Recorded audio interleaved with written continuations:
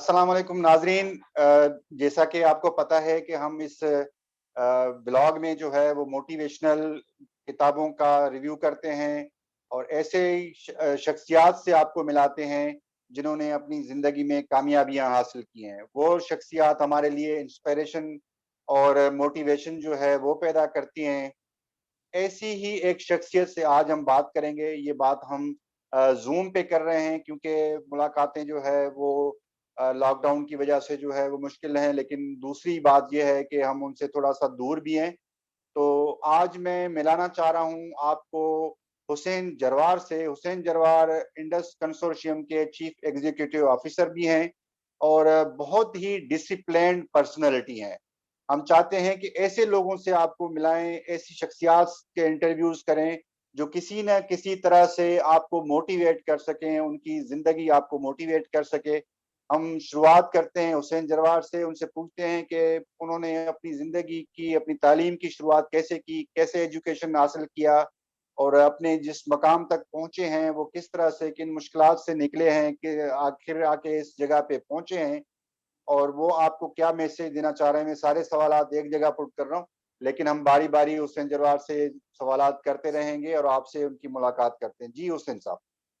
जी, बहुत शुक्रिया शाहिद साहब कि आपने अपने वीलॉग में मुझे इनवाइट किया ताकि मैं अपने नौजवान साथियों के साथ जो एक्सपीरियंसेस हैं अपने लाइफ के वो शेयर कर सकूं। तो थैंक यू वेरी मच। जैसा कि शाहिद साहब आपने पूछा कि मेरा ताल्लुक कहाँ से और मैंने अपनी इब्तदाई तालीम जो है वो कहाँ से हासिल की है। तो मेरा जब छोटा-सा गाँव है उसका नाम है मिस्री जरवार, जो कि इस वक़्त पाकिस्तान का जो सबसे छोटा डिस्ट्रिक्ट है टंडो अलायार ज्योग्राफिकली उसके उसमें वाक़ है और वो एक छोटा-सा गाँव जिसमें मुझे याद है कि 1986 में जो है वो बिजली आई है। तो वहाँ का जो प्राइमरी स्कूल था, उसी में मैंने जो है वो 5 क्लासें वहीं पे पास की और आपको पता है कि उस वक़्त तो बिजली वग़ैरह नहीं होती थी। तो दिन को बहुत गर्मी में कच्चे जो बने हुए स्कूल का एक ही कमरा था। तो मुझे याद है कि मैं और मेरी बहनें हम मिल के जो है वो स्कूल में पढ़ने के लिए जाते थे और वहाँ पे वो वुडन जो है वो बेंच रखी होती थी और स्लेट और जिस तरह से तख्ती थी पे पढ़ते थे, उसी तरह से हमने वहाँ से जो है वो स्टार्ट किया। लेकिन मुझे याद है कि दूसरी जमात में मैं था, तो उस वक़्त जो है ना वो हमारे गाँव की जो बैठक होती है जिसे हम सिंधी में उताक कहते हैं, वहाँ पे जो है वो सिंधी अखबार भी आती थी। तो मुझे क्योंकि थोड़ा बहुत शौक था तो वो जो हमारे बुज़ुर्ग थे वो मुझे दूसरी क्लास का याद है मेरे ख़्याल में, उस वक़्त वो मुझे थमा देते थे वो अखबार कि भई ये इबरत अखबार आप हमें पढ़ के सुनाएँ कि इसमें क्या लिखा हुआ है। तो इस तरह से जो है वो मैं उनको वो अखबार भी शाम के टाइम पे पढ़ के जो है वो सुनाता था। तो 5 क्लासें मैंने वहीं से हासिल की क्योंकि वो थोड़ा-सा उससे मेरा इंटरेस्ट डेवलप हुआ। तो मुझे याद है कि जब मैं शायद चौथी क्लास में था, तो उस वक़्त जो है वो एक हुज़ूर सल्लल्लाहु अलैहि वसल्लम की ज़िंदगी पे जो है वो एक डिबेट कॉम्पिटिशन जो है हुई थी हमारे शहर में। तो उस वक़्त क्योंकि हमारा गाँव था और ट्रैफ़िक नहीं होती थी, तो मैंने अपने बड़े भाई को रिक्वेस्ट की कि आप मुझे साइकिल पे ले चलें। तो मुझे याद है कि वो दादा की साइकिल पे जो है मुझे पीछे बिठा के जो है वो शहर ले गए थे और वो रात के टाइम पे क्योंकि 6 से 9 बजे तक वहाँ पे वो वो तकरीब थी, तो उसमें हम शरीक हुए थे और मैंने वहाँ पे तकरीर भी की थी। गो के मुझे कोई भी वहाँ पे मैं नंबर नहीं हासिल कर सका था, लेकिन मैंने वो ख्वाहिश अपनी पूरी की और तकरीरी मुकाबले में भी हिस्सा लिया। तो 5वीं क्लास के बाद हमारे गाँव में जो है वो कोई मिडल स्कूल नहीं था। वो कोई 1.5 किलोमीटर दूर जो है वो हमारा दूसरा गाँव था, खैर मोहम्मद जरवार, वहाँ पे मिडल स्कूल था। तो वो तकरीबन सुबह हम जो है वो 1.5 किलोमीटर जो है वो पैदल जाते थे छठी, 7वीं और 8वीं जमात पढ़ने के लिए। और इसी तरह से फिर वहाँ पे जब 1:30 बजे छुट्टी होती थी, तो हम 3 साढ़े 3 बजे अपने घर वापस पहुँचते थे और इसी तरह से जो है वो छठी, 7वीं और 8वीं जमात मैंने पास की। और मुझे याद है कि छठी में तो मैं कोई नंबर नहीं ले सका था, लेकिन 7वीं और 8वीं में मेरी 3rd पोज़ीशन आई थी। लेकिन क्योंकि मेरे भाई मुझसे ज़्यादा इंटेलिजेंट और मेहनत करते थे, बड़े, तो वो हमेशा फर्स्ट आते थे। तो मेरे वालिद भी कहते थे कि आप भी मेहनत करो। और दूसरी चीज़ ये थी कि वालिद जो है वो काफ़ी जो है मिठू खान जरवार उसका नाम था, हमारी गाँव में बड़ी औताक थी। तो उस वक्त जो है ना दूर दराज से टीचर अपॉइंट होते थे मिडिल स्कूल्स में और दूसरी जगहों पे, तो वो हमारी उस उताक पे और बैठक पे जो है ना 1 हफ्ता गुजारते थे और उसके बाद छुट्टी के दिन अपने गांव वापस जाते थे। तो शाम को वो फायदा था कि वो उस्ताद जो है ना वो शाम को हमें फ्री में ट्यूशन भी पढ़ाते थे और उनके साथ भी मिलना जुलना हमारा होता था। और वालिद मेरे जो है ना वो अलगोजे के बहुत अच्छे जो है ना फनकार थे, तो शाम के टाइम पे उस्तादों को महसूस करने के लिए अलगोजा भी जो है ना वो सुनाते थे और हमारी स्कूल की तकरीबात में भी साल में 1 दफा जो है वो अलगोजा वहां पे वो पेश करते थे। उसके बाद मैं 9th मैट्रिक और फर्स्ट ईयर इंटर जो है वो टंडोले सिटी जो है उससे मैंने किया, लेकिन वो क्योंकि बड़ा एक मुश्किल दौर था और उस जमाने में जो है वो ये मैंने 87 में मैट्रिक किया है और 89 में मैंने जो है इंटरमीडिएट किया है। लेकिन क्योंकि वो माशाल्लाह का जमाना था तो काफी जो है ना शहर में जुलूस निकलते थे, जलसे होते थे और जो एजुकेशन थी ना वो डिस्टर्ब थी काफी इन 4 सालों में। तो मैं इतने अच्छे नंबर नहीं ले सका उसमें क्योंकि वो क्लासेस नहीं चलती थी और चीजें नहीं होती थी, तो मतलब वो सेकंड ग्रेड में मैंने सी ग्रेड में ये सारे पास किए और वो अच्छा जो मैं कर पाता वो मैंने नहीं किया। फिर उसी के दौरान मैं जब इंटरमीडिएट हुई और 1 साल अभी क्योंकि वो गैप होता था उस वक्त जो है ना यूनिवर्सिटी के एडमिशन में, जब आपके रिजल्ट्स आए दूसरी चीजें आए तो कोई 8 माह के लिए फिर मैं अपने साथियों के साथ जो हम दोस्त थे तो वो नूरियाबाद जो है ना फैक्ट्रीज में काम करने भी चले गए थे। उसमें जो बड़े मशहूर सहाफी हैं अरबाब चांडियो साहब ARY के, वो और मैं इकट्ठे थे और एक और 2 दोस्त भी थे, तो हमने 8-9 महीने इकट्ठे नूरियाबाद में भी गुजारे। बाद में मैंने फिर सिंध यूनिवर्सिटी में आके लेटली जो है वो एडमिशन ली और वहां से मैंने फिर सिंधी लिटरेचर में सोशियोलॉजी में मैंने वहां पे जो है वो मास्टर्स वगैरह की। तो उसके बाद जो है मैंने एमफिल भी इंटरनेशनल डेवलपमेंट स्टडीज में इकरा यूनिवर्सिटी इस्लामाबाद से भी मैंने किया है। तो ये मेरा एजुकेशनल बैकग्राउंड है कि जो मैं सरकारी, मेरी पूरी स्कूलिंग सरकारी स्कूल्स में हुई है, सिर्फ एमफिल मैंने आके प्राइवेट इकरा यूनिवर्सिटी की है। जी हुसैन साहब, ये बताएं कि इंडस कंसोर्शियम के आप CEO हैं। इंडस कंसोर्शियम क्या है, हमारे दोस्तों को बताएं कि क्या है और उसके कंसोर्शियम के अंदर कौन सी तंजीमें आती हैं, इसका मकसद क्या है? जी जी जी जी मैं बिल्कुल आपको इंडस कंसोर्शियम का भी तारुफ कराता हूँ, लेकिन जो इस सेक्टर में मैं आया था क्योंकि उसका ताल्लुक इंडस कंसोर्शियम के साथ भी है, तो मैंने जब पहली जॉब स्टार्ट की तो मैं जूनियर सोशल मोबिलाइजर था और बाइक पे हम स्कूल्स में जाके जो है वो ट्रेनिंग कराते थे। तो उस वक्त मेरी तनख्वाह जो थी वो 3000 थी। 3000 पे हमने स्टार्ट किया था और बाइक पे 2 लोग जो है ना फील्ड में जाते थे। तो 2 साल मैंने फिर ये तजुर्बात हासिल किए, कोस्टल सिंध में भी काम किया, मैं खैरपुर सखर में भी चला गया, वहां पे भी हमने जो है वो काम किए। तो इस तरह डेवलपमेंट सेक्टर का भी एक सफर जो है ना वो जारी रहा। तो वो तकरीबन कोई 16 साल करते हुए मैं इंडस कंसोर्शियम चौथी ऑर्गेनाइजेशन है मेरी जहां मैं पहुंचा हूं। और इंडस कंसोर्शियम एक नेटवर्क है कुछ 60 मेंबर ऑर्गेनाइजेशंस का, 60 तंजीमें हमारे साथ हैं और हम जो है वो इन्वायरमेंट पे, वाटर पानी के इश्यूज पे, मौसमियाती तब्दीली या क्लाइमेट चेंज के जो इश्यूज हैं या खवातीन और नौजवान जो हैं उनके रोजगार जैसे जो इश्यूज हैं उन पे हम जो है वो काम करते हैं।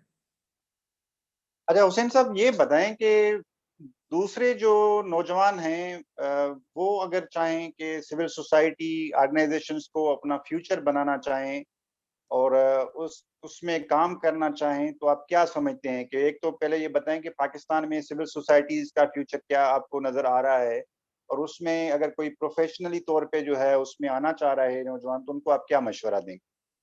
जी, उसमें शायद साहब ये है कि बिल्कुल इस सेक्टर में जो है वो नौजवान आ सकते हैं और इस वक्त तो चलो कुछ श्रिंकिंग स्पेस का जो इशू है उसी में जो है वो सिविल सोसाइटी ऑर्गेनाइजेशंस भी काफी जो गवर्नमेंट की नई लेजिस्लेशंस की वजह से सफर कर रही हैं। लेकिन बेसिकली सिविल सोसाइटी एक इम्पॉर्टेंट रोल प्ले करती है किसी भी एक रियासत में, जो है उनका एक बहुत इंपॉर्टेंट रोल होता है। तो वो रोल मेरा ख्याल है कि फॉर्मल इनफॉर्मल जो है वो फ्यूचर में भी बरकरार रहेगा। जो यूथ इसको प्रोफेशनली इस शोबे में आना चाहते हैं, सबसे पहले तो मैं कहूंगा कि वो प्रोफेशनली अपनी अपनी जो एजुकेशन है, एजुकेशन वाइज भी इस शोबे को जो है वो सिलेक्ट करें। तो उसमें अगर 2-3 चीजें हैं, या तो वो सोशलॉजी में मास्टर करके जो है वो किसी भी अच्छी यूनिवर्सिटी से आ जाएं और मास्टर करें, एमफिल करें, पीएचडी करें, स्पेशलाइजेशन हो, फिर वो सोशल वर्क में भी जो है ना वो कर सकते हैं, और भी इस तरह एंथ्रोपोलॉजी में भी आप कर सकते हैं। तो इन मखसूस सोशल साइंसेस के जो सब्जेक्ट्स हैं उसको पढ़ के फिर आप इस शोबे में आए, तो उससे आपका फायदा ये होगा कि आपको थियोरी का भी आपको पता चलेगा, और प्रैक्टिकली फिर आपने जो एक सोसाइटी के लिए जो आपने काम करना है, तो आपकी एक अच्छी अंडरस्टैंडिंग डेवलप हो चुकी होगी वहां पे।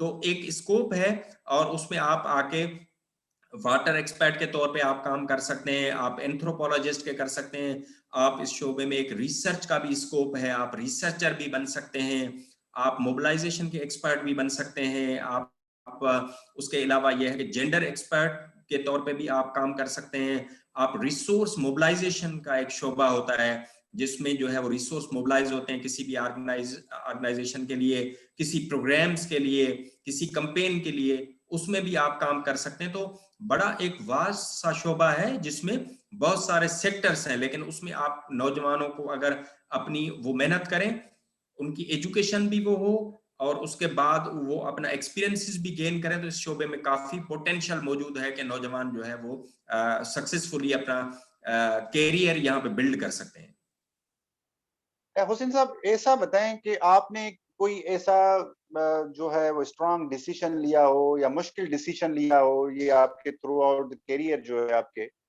उसमें ऐसा मुश्किल डिसीजन लिया हो, और क्या डिसीजन लिया है, तो ये अगर बता दें कि किस तरह से आपने कोई मुश्किल सिचुएशन थी उसको टैकल किया हो। जी, मैंने मेरे ख्याल में एक एक्सपीरियंस तो ये है कि मैंने जो है ना शोबे चेंज किए हैं, और काफ़ी शोबों में मैंने काम किया है। जैसे मैंने पहले आपको बताया कि मेरी शुरू में मैंने फिर जो है ना जब कंप्लीट की अपनी एजुकेशन, तो मैंने गवर्नमेंट जॉब भी एक टीचिंग की हासिल की थी, लेकिन मैंने रिज़ाइन कर दिया क्योंकि मुझे वहाँ जाके मुझे ये लगा कि मेरा जो पोटेंशियल है या मैं जो करना चाहता हूँ, तो वो शायद मैं वहाँ पे नहीं कर पाऊँगा, तो मैंने वो जॉब छोड़ दी। इस तरह मैं फिर जो है ना ये मेरी 5वीं ऑर्गेनाइजेशन है, तो मैंने मुख्तलिफ ऑर्गेनाइजेशंस में काम किया, लेकिन जहां पे मुझे लगा कि यहाँ पे मेरा पोटेंशियल उस तरह, जो मेरी अपनी एक्सपर्टीज और अपनी जो नॉलेज है उसके मुताबिक अगर वो मेरी एक्सपर्टीज यूज नहीं हो रही, तो मैं फिर जो है ना वहां से स्विच करके मैं महीना डेढ़ जॉबलेस भी रह के मैं फिर नई जो है वो जॉब तलाश करता था, और इस तरह फिर जो जॉब मेरी एक्सपर्टीज और मेरे इंटरेस्ट के मुताबिक होती थी वहां पे मैं जो है वो करता था। तो मैंने काफी जॉब्स छोड़ी भी हैं, ऐसे डिसीजंस लिए हैं जिसमें कुछ अर्सा मुझे बेरोजगार भी रहना पड़ा है, लेकिन मैंने राइट जॉब और राइट प्लेस कोशिश की है कि वहां पे मैं काम करूं और अपनी जो है ना एबिलिटीज दिखा सकूं। तो ऐसे काफी एक्सपीरियंसेस जो है मौजूद हैं। अच्छा, आपसे अगर हम पूछें कि कोई एक चीज ऐसी बताएं, कोई एक वैल्यू बताएं जो आपकी कामयाबी की जिसने बुनियाद रखी हो, जिसको आप समझते हैं कि आपके अंदर वो ऐसे ही एक चीज है जिसकी वजह से आप कामयाब हो, तो हमारे दोस्तों को ये उनके साथ शेयर करें। जी, नंबर 1 तो ये था कि मुझे जो है वो मेरा पैशन था इस फील्ड या शोबे में आना, तो बाय चॉइस मैं इसमें आया। तो आप देखेंगे मैंने गवर्नमेंट जॉब भी छोड़ दी, दूसरी चीजें, तो बाय पैशन एक मैं आया था, तो उसकी वजह से मैं अच्छा कर सका। दूसरी चीज ये थी हार्ड वर्किंग। मैं समझता हूँ जो कमिटमेंट और हार्ड वर्किंग थी, ये भी एक ऐसी चीज थी जिसकी वजह से मैं जब तक जो कोई चीज मुझे समझ में नहीं आती, जब तक मैं कोशिश करता हूँ कि अच्छा मैं परफॉर्म नहीं कर सकता, मैं छोड़ता नहीं हूं। तो ये भी मैंने एक किया। दूसरी, मैंने गिव अप कभी भी नहीं किया, कितनी हार्ड सरकमस्टांसेस हो, लेकिन मैं हमेशा मुकाबले का सोच के आता हूं कि जहां पे भी मैं जा रहा हूं तो वहां पे परफॉर्म करूंगा, मेहनत करूंगा और मुकाबला करूंगा। तो ये मेरे ख्याल में मेरे जो शख्सियत में जो चीजें हैं जिसकी वजह से मुझे लगता है कि मैं जो है वो काफी ऊपर के मकाम पे जो है वो पहुंचा, इस वजह से। नाजरीन देखें, हुसैन जरवार ने हमसे शेयर किया कि वो उनकी जो कामयाबी का राज है वो उनकी मेहनत में है, हार्ड वर्किंग है, कमिटमेंट है, और जो है वो काम अपने को वो नहीं छोड़ते, वो लगे रहते हैं, उनकी लगन जो है उसमें शामिल रहती है। एक चौथी चीज भी उन्होंने हमसे बिटवीन द लाइन्स बता दी कि वो छोड़ते रहे, मुख्तलिफ ऑर्गेनाइजेशन छोड़ते रहे, यानी कि रिस्क टेकिंग जो है, जब तक आप रिस्क नहीं लेंगे तब तक जो है वो उतनी बड़ी कामयाबी जो है वो हासिल नहीं होती। आपको रिस्क लेना पड़ेगा अपनी जिंदगी में। नाजरीन, ये बताता चलूं कि हुसैन जरवार ने रिसेंटली उनकी एक किताब भी आई है, और हमारे इस ब्लॉग के अंदर जो है हम बुक्स का रिव्यू भी करते हैं, तो क्यों ना उनसे फ़ायदा लें और उनसे पूछते चलें कि उनकी किताब जो है वो किस सब्जेक्ट पे है, और हम ऑथर से खुद ही सीखें उनसे कि वो क्या बताना चाह रहे हैं अपनी किताब में, वो आपके साथ शेयर करें। जी, हुसैन साहब, इस पे ज़रा हमें गाइड कर दीजिए। जी, बिल्कुल। मैं उसी चीज़ को कंटिन्यू करते हुए, जैसा आपने कहा कि और क्या डिसीज़न लिए, तो क्योंकि मैंने कहा कि मैंने जब मास्टर करके इस शोबे में आया था, तो मुझे लगा कि वहाँ पे मुख्तलिफ़ ऑर्गनाइज़ेशन में जब हम काम कर रहे थे, तो मुझे लगा कि मुझसे ज़्यादा एजुकेशनल बैकग्राउंड के लोग जो है ना वहाँ पे मौजूद थे। तो उस चीज़ को का मुकाबला करने के लिए जो है मैंने एमफिल में भी एडमिशन लिया वहाँ पे, और रेगुलर जॉब में 9 टू 5 अपना दफ्तर करके इवनिंग क्लासेस मैंने इकरा यूनिवर्सिटी में 6 टू 9 ली, और कोई 3 साल मुझे लगे, जिसमें मैंने वहां से जो है ना वो एमफिल की डिग्री जो है वो 3.4 सीजीपीए के साथ जो है वो वहां पे पास की। तो इसी के दौरान जो है हम वाटर के प्रोजेक्ट पे काम कर रहे थे, तो उसमें मैंने फिर वाटर का जो है वो, आपको पता है कि एक बड़ा इंपॉर्टेंट एक जो है ना वो सेक्टर है, जिसमें पूरे पाकिस्तान में जो काम हो रहा है ग्लोबली भी हो रहा है। तो मैंने इरिगेशन वाटर रिफॉर्म्स का जो प्रोसेस पाकिस्तान में शुरू हुआ है, तो मैंने उसमें से एक केस स्टडी निकाली नारा कैनाल पे, जहां पे Sindh irrigation and drainage authority ने जो फार्मर ऑर्गेनाइजेशंस बनाई हैं, जो कि पानी की इंतजाम कारी का पूरा सिस्टम जो है वो उनके थ्रू चल रहा है वहां पे। तो मैंने उस केस स्टडी को डॉक्यूमेंट किया कि मैंने 5 एफओज उठाई, और मैंने उसमें देखा कि जो सक्सेसफुल एफओज हैं, जिन्होंने पानी की डिस्ट्रीब्यूशन का इक्विटेबल सिस्टम जो है इन प्लेस किया है, तो उसके पीछे क्या स्टोरी है, उसके पीछे उनकी क्या सक्सेसफुल स्ट्रेटजीज हैं, क्या ऐसी चीजें थी जो कि जिसकी वजह से ये मुमकिन हो सका। तो मैंने फिर उनकी जो है वो केस स्टडी बनाई, और उसमें मैंने देखा कि वहां पे जो एक्टिव थे लोग और इंक्लूसिव पार्टिसिपेशन थी सब लोगों की फार्मर ऑर्गेनाइजेशन में, डिसीजन मेकिंग का इंक्लूसिव प्रोसेस था, सब ने जो है वो ऑर्गेनाइजेशंस में जो है वो फंड्स में कंट्रीब्यूट किया, जो टैक्सेस बनते थे गवर्नमेंट के वो आबियाना जो है उन्होंने पे किया, उन्होंने पानी चोरी के लिए जो है वो कमेटीज बनाई, और जिन लोगों ने पानी चोरी किया उनका उन्होंने सोशल बायकॉट किया। उनकी engagement strategy with SIDA and irrigation department जो है वो बड़ी सक्सेसफुल थी। उनकी जो कैपेसिटी लैक करती थी वो उन्होंने सीडा, इरिगेशन और लोकल एनजीओ के साथ मिलकर वो कैपेसिटी भी उन्होंने इनहांस की। तो काफी मल्टीपल मना स्ट्रेटेजीज उन्होंने अडॉप्ट की, जिसके नतीजे में यह था कि वो इक्विटेबल वाटर डिस्ट्रीब्यूशन जो है वो इंश्योर कर सके अपनी फार्मर ऑर्गेनाइजेशन पे। तो मैंने उस केस स्टडी को डॉक्यूमेंट किया है, क्योंकि आपको पता है कि रिफॉर्म पे बड़े क्वेश्चंस हैं अभी आ रहे हैं कि वो सक्सेसफुल मॉडल नहीं है। तो मैंने एक छोटा सा सक्सेसफुल मॉडल निकाला है और बताया कि फार्मर ऑर्गेनाइजेशंस कैसे जो है वो सक्सेसफुली पाकिस्तान में equitable water distribution in place कर सकती हैं। एक्चुअली उसको मैंने डॉक्यूमेंट किया है। थैंक यू हुसैन साहब। नाज़रीन, ये थे हुसैन जरवार साहब, जिनसे हमने बात की। इन्होंने अपनी ज़िंदगी की कामयाबी के जो राज थे वो भी हमारे साथ शेयर किए। यही वो चीज़ें हैं जिनको फॉलो करते हुए हम कामयाबी तक पहुंचते हैं। और अगली मर्तबा फिर हम किसी और शख्सियत के साथ आपके सामने हाजिर होंगे, किसी और कामयाब शख्सियत के साथ आपके साथ आएंगे, और किसी और किताब के साथ आपके साथ हम आपके सामने होंगे। तब तक इजाज़त दीजिएगा। अल्लाह हाफ़िज़।